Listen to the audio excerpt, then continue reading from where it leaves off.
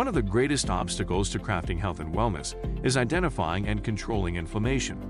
It's at the core of all complex and chronic diseases, and it's the driving mechanism that underlies the most common symptoms that people like you struggle to overcome. Join us as we explore cutting-edge science and research to give you the information and tools you need to create the quality of life you want and deserve. And now, here is the host of Inflammation Nation, Dr. Stephen Noseworthy.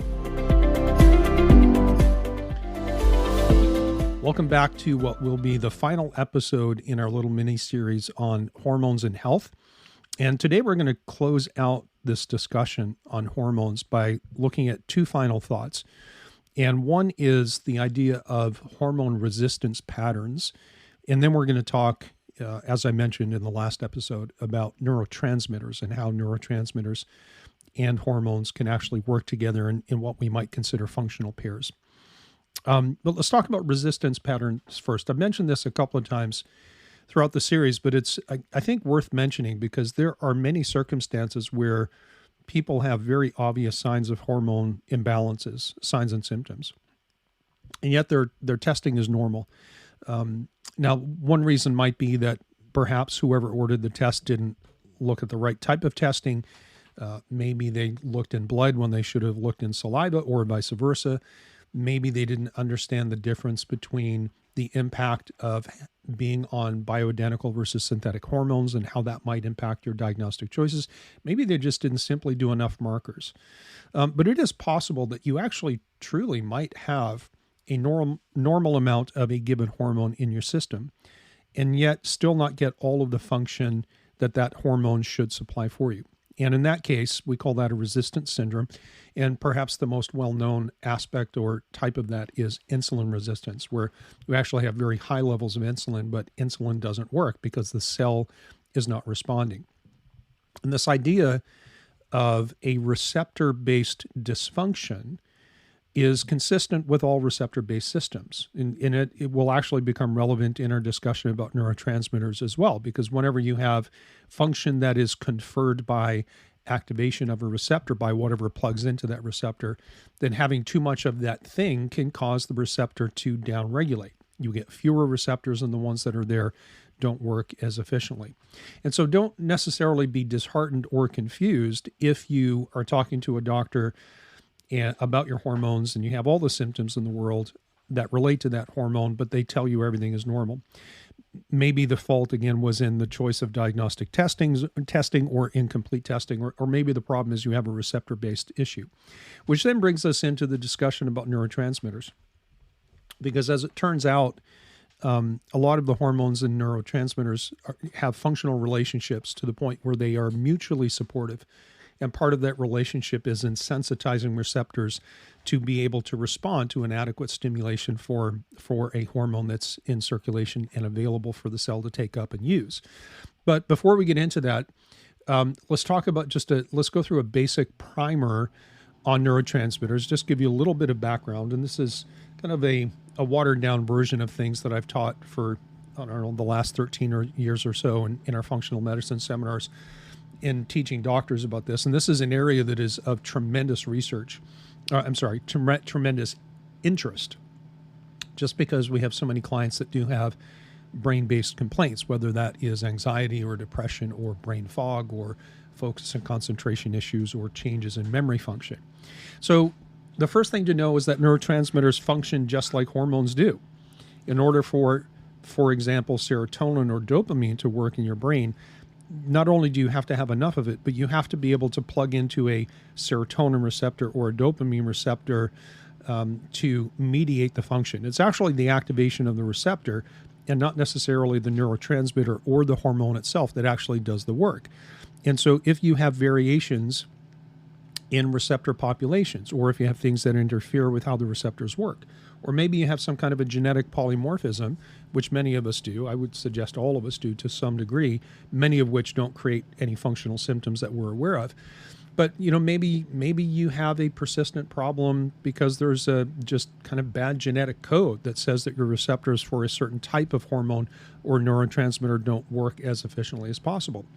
But the bottom line is this: when it comes to function relating to hormones and neurotransmitters, there's a lot of things that go into how that system works. But ultimately, at the end of the day, it's all about receptor activation. Now, just like we can have different estrogen receptor types, there's alpha and beta, for example. There are about 5 different types of serotonin receptors. There are multiple types of dopamine receptors. And so both serotonin, dopamine, and all of the other major neurotransmitters that we might mention can play different roles in different places in your body and in your brain just based on the attributes of the receptor that it's interacting with. And so we can't necessarily say that serotonin does only one thing. That's far too simplistic. Serotonin does whatever the receptor that it binds to determines, and that might be to increase function in some areas and decrease function in others. And so it's a receptor-based system, and it's all about receptor activation. Of course, neurotransmitters are the primary signaling molecules of the brain, but the brain does have receptors for inflammatory cytokines or immune-based chemicals. It also has receptors for different hormones, of course. I think we've covered that just briefly in other episodes.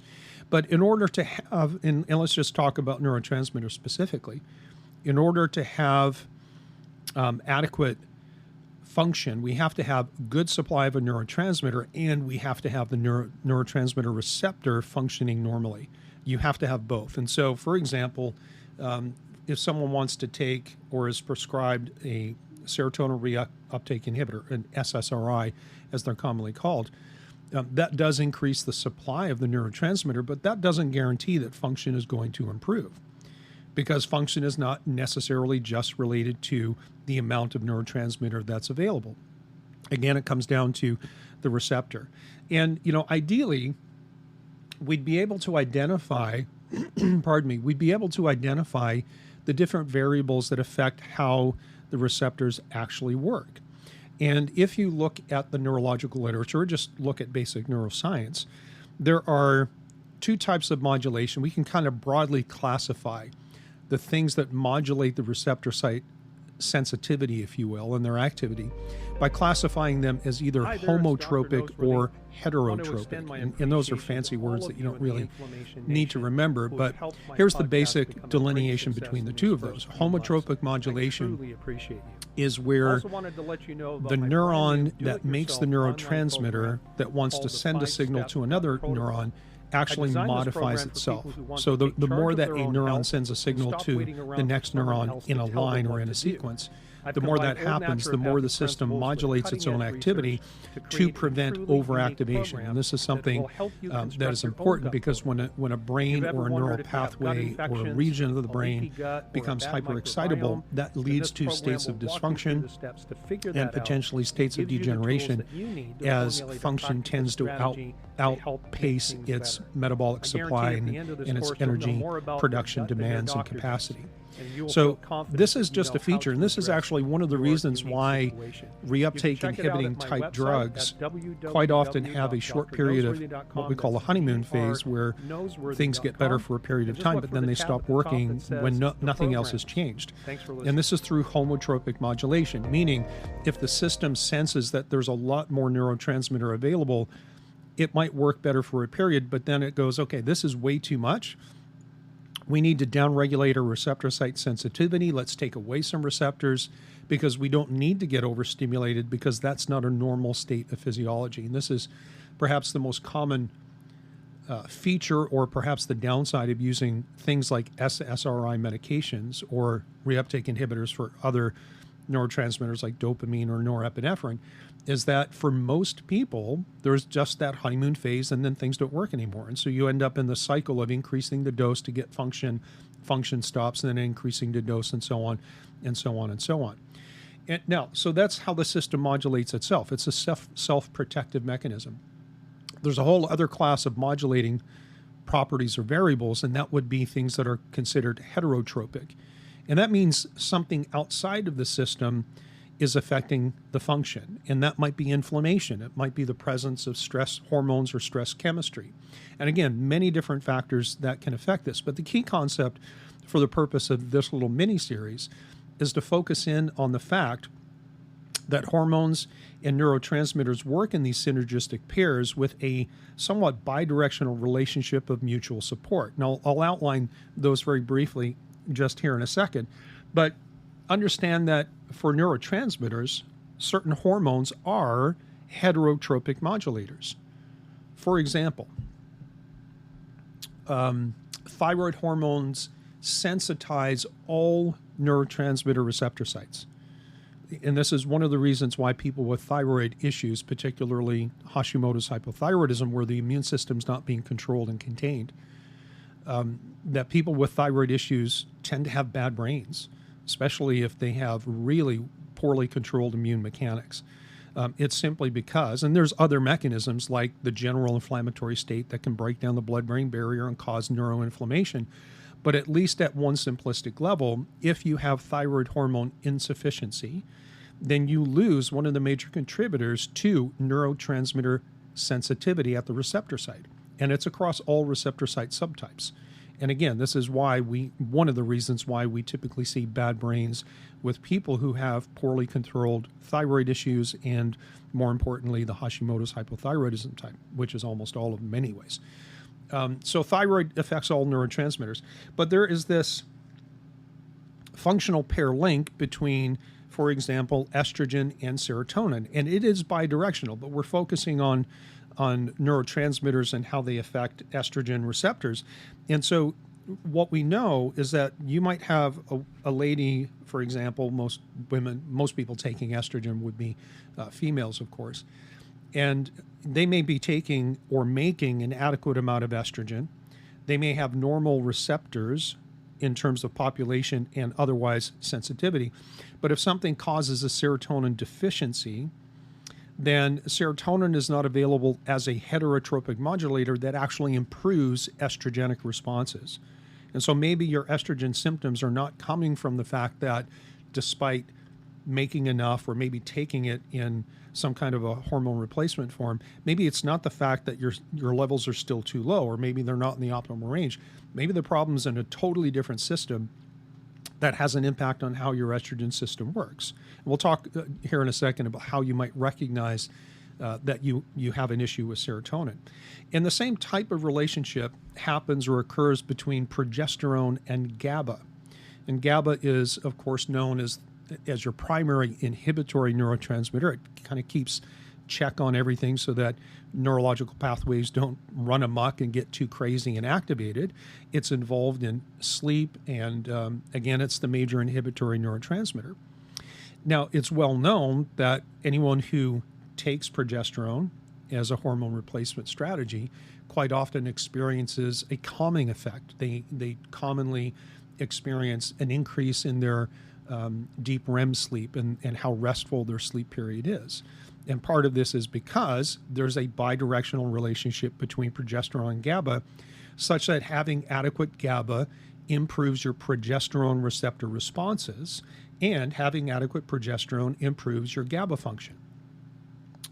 And then finally, there's a functional relationship between testosterone and dopamine, such that having adequate testosterone helps your dopamine work better. Having good dopamine levels affects how your testosterone or your androgen system works. And so I'm just going to go through that list one more time, and I'm not going to go into the functionality of it. But basically, thyroid sensitizes all neurotransmitter receptor systems. There is a bidirectional relationship where estrogen and serotonin are mutually supportive. There's a bidirectional relationship between progesterone and GABA in which they are mutually supportive. And there's a bidirectional relationship between testosterone and dopamine in which they are mutually supportive. And so don't always blame continued hormone symptomatology on not being on the right dose if you're taking hormone replacement therapy. Or maybe, thinking that if your hormone levels were in the upper third of the reference range rather than the bottom third, maybe that's, what the difference is. Sometimes it's not that system. Sometimes it's these heterotropic modulators that are outside the system that are affecting how that system works. Now, the final thing to talk about here, because we're focusing on neurotransmitters and the role that they play, it's very, very common in the functional medicine world, the integrative medicine world, as well as demand from healthcare consumers to want to have a doctor test their urinary neurotransmitter levels. This is a model, a clinical model that has been around for I'm going to say probably close to 15 years, if not more than that. Obviously, the technology's been around for longer. And so it is quite valid to say, yes, we can measure neurotransmitters in your urine. That's very well established. What is not established, and what is quite factually incorrect, is to think that you can pee in a cup and measure your neurotransmitters and assume that that has anything to do with what's happening up in your brain. And this is, when I've taught a course on brain health or brain chemistry and nutrition, or what we call our Mastering Brain series, one of the very first things that we start with is, hey, docs, let's make sure we're all on the same page. You can't pee in a cup and measure neurotransmitters and assume that you know what's happening in the brain. And here's the reason for that. While you can measure serotonin, dopamine, GABA, acetylcholine, and all the major neurotransmitters in urine, most of these do not cross the blood-brain barrier. In fact, all the ones that I just listed do not cross the blood-brain barrier, with the exception of acetylcholine. And the brain makes its own neurotransmitters. Yes, there are some neurotransmitters made, for example, in the gut or by the adrenal glands, things like epinephrine or norepinephrine, even things like histamine or phenylethylamine. These can cross the blood-brain barrier, but that's the exception rather than the rule. When it comes to the major neurotransmitters that run most of our major neurological pathways, again, serotonin, dopamine, GABA, and, for example, acetylcholine. And I have to correct myself. I misspoke saying that acetylcholine crosses the blood-brain barrier. To my knowledge, it does not. It's just that the brain very easily makes its own acetylcholine. We'll come back to that in just a second. All of these major neurotransmitters that basically run most of your brains. Your brain makes them. It makes it from precursors from your diet that obviously come in through your GI tract, get absorbed into your bloodstream. The precursor amino acids get into the brain via different, either mostly active transport mechanisms involving things like large neutral amino acid transport molecules. And once these amino acid precursors are inside the brain has its own metabolic machinery to make serotonin, to make dopamine, to make acetylcholine, to make GABA. And also it makes its own catecholamines or epinephrine, norepinephrine, even though those made in the body can actually cross the blood-brain barrier into the brain. But again, that's the exception rather than the rule. And so if you or anybody you know has ever had a urinary neurotransmitter test, and they're like, well, see, my serotonin is low, so I need serotonin for my anxiety, or I need serotonin for my sleep patterns, or whatever the case might be. Understand that serotonin, the vast majority of serotonin is made in the gut. In fact, I would tell you that if you pee in a cup and some lab says, here's the neurotransmitters that we found, you're looking predominantly at gut physiology and gut health, and you're not looking at the brain. In fact, let me tell you just a real quick story. This was back when I was practicing in the Sarasota area of Florida many, many years ago. And I had a lady who I'd worked with before, and she had done very well, and she disappeared, as people who feel well do. They don't feel the need to come see people like me. And it was a year or two before I heard from her again, and she called me almost in a little bit of a panic because she had seen a local practitioner, another type of practitioner, who had done this neurotransmitter test on her and had given her some supplements to change her brain chemistry. And it really made her a lot worse. And so she came into my office with a stack of labs, including the neurotransmitter report. And as we were talking, I was flipping through the labs to see what was available to me. And I took the neurotransmitter report and put it off to the side because I wanted to point out to her when the moment was right that, this is not really valid information. We can't do anything with it. And she looked at me, she got a little bit confused, and she took it off the spot where I'd put it on my desk, and she put it back on the pile that was right in front of my hands. She wasn't being disrespectful. She was just frustrated, and she was desperate. And she said, you need to look at that. And I said, well, I'm actually quite aware of this particular lab as well as this technology. And, unfortunately, it's not really valid testing. It doesn't tell us anything about the brain. And so we had this conversation, and she ended up being, unfortunately, quite deflated because she had spent a lot of time and money with this other practitioner only to get worse. And she, of course, wanted me to fix her brain And she wanted me to use this neurotransmitter report to do that. And I explained to her in simple terms that it's just not possible because you can't connect the two. And so the interesting thing was I held on to those because I wanted to scan them into my electronic record system. And it turns out right on the bottom of the first page, the lab had this CYA statement that says, and I'm paraphrasing here, but you get the idea, something like, oh, by the way, you can't use this to make any assumptions about brain function. Because even the labs that do this type of testing and actually promote a clinical model of testing urinary neurotransmitters for the purposes of understanding brain function, even they know you can't do that. And there was a statement right on the report itself in big red letters that actually said that very fact. And she didn't pick up on it. Clearly, the practitioner that she had been working with before she came back to me didn't pick up on it. So anyways, things turned out quite well for her. We kind of went back to some basics, and she had gotten off her diet. She had lost stability of her blood sugar, and those are two massive keys for neurotransmitter balance and control, is diet and blood sugar stability. But nevertheless, the whole point is to make sure that you understand, as you listen to this, that if neurotransmitter function is something that is of interest to you, and someone comes along and says, or if you discover it in your own research, that there's a way to test neurotransmitters in your urine, don't do it. Don't bite. It's a trap. It's a trap because there's no clinical correlation between the two. Most of these things that you measure in urine reflects gut function because that's where most neurotransmitters are made. And the brain makes its own. It makes its own serotonin, dopamine, acetylcholine, GABA, epinephrine, norepinephrine, and so on, and so on, and so on. And of course, there's no way, if you look at research, and these studies are all done in animal models, we're not going to take a human and sink a needle into their basal ganglia to measure their dopamine. We're not going to go into the frontal lobe in the premotor cortex or the prefrontal cortex and measure serotonin and dopamine. Or we're not going to go to the frontal lobe in general and take a look at the catecholamines. Which brings me to the last thing that I want to touch on as it relates to neurotransmitters, and understand that I'm just kind of giving you a primer on neurotransmitters because we've already mentioned and established that neurotransmitters and hormones work together. It's very easy for us to assess hormone balance.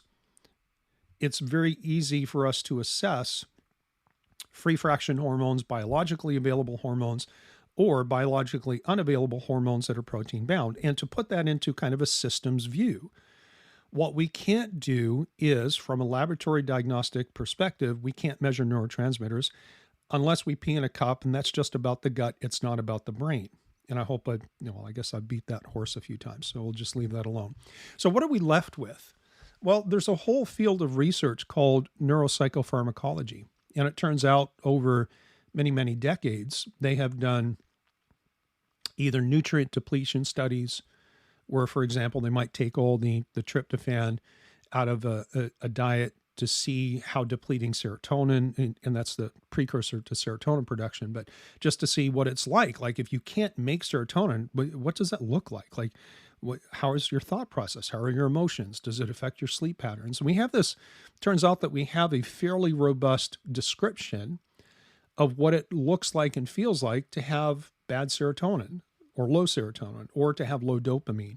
And again, they used nutrient depletion studies, so animals in these trials can't make sufficient amounts of the given neurotransmitter that's being studied, or they use some kind of chemical to block the neurotransmitter receptor sites. And so you can get to a lack of function one of two ways. You can either change the amount of neurotransmitter that's in the environment, or you can change how the receptor responds, right? And so what I'm going to do, and as I close this out and close out this little mini series, and we'll move on to something else in the next episode. So I just want to give you a couple of things to think about if you're wondering, like, hey, I wonder if I have a problem with serotonin, or I wonder if I have a problem with GABA. And there's more to the picture than what I'm going to describe here, because I'm going to try to do it clearly but fairly quickly. Understand that what I'm giving you right now tend to be the hallmark symptoms or presentation. So while I say, for example, that with serotonin, quite often what we see is what we call a guilty depression, and certainly we can see changes in sleep patterns. That is the hallmark. That's what we see most commonly with serotonin, but there are other things that might be related to some kind of serotonin deficiency or serotonergic dysregulation. So, number one, serotonin quite often results in a guilty depression or changes in your sleep quality. What does a guilty depression mean? Well, it means that somebody can recognize that they really have no reason to feel depressed, but they still feel depressed, and they actually feel bad about feeling depressed.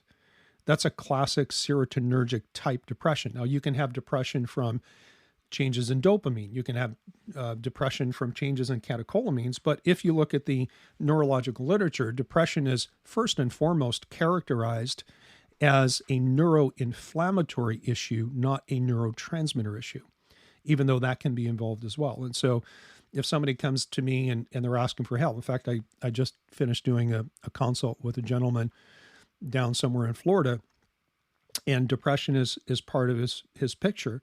And so my first thought is, well, I wonder where the neuroinflammation is coming from. My first thought is, well, he probably has a serotonin deficiency. That's not my first thought, because physiologically that's not the primary cause, right? So depression generally as a rule is neuroinflammatory rather than neurotransmitter, although you can have both at the same time. So serotonin, guilty depression, and poor sleep. What about dopamine? Well, you can have depression with dopamine as well, but somebody with dopamine type depression can go out and they can kind of enjoy life, go out with their best friend, go to a movie, have a nice meal, and they enjoy it. But then when they come back home, they're depressed, as opposed to that guilty depression of serotonin, where somebody just kind of has lost all zest for life. You know, their best friend calls and says, hey, let's go see a movie and grab some food. And they're like, nah, I don't really feel like it. That's, again, how we might be able to differentiate different types of depression just based on these studies in neuropsychopharmacology.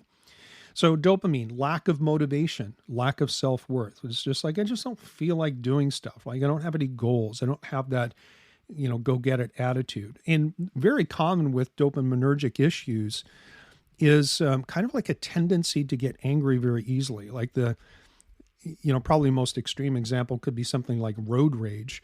But, quite often you'll have somebody who gets upset with just inconsequential things, either things that never used to bother them starts to bother them, or people get upset over things that nobody else gets upset over. That's quite often associated with dopamine type issues.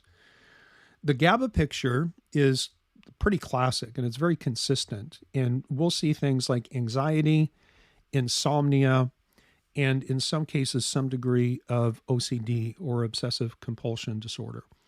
And that might manifest just simply, not the form where someone is like, counting their light switches or getting out of bed to make sure every single lock is in the lock position.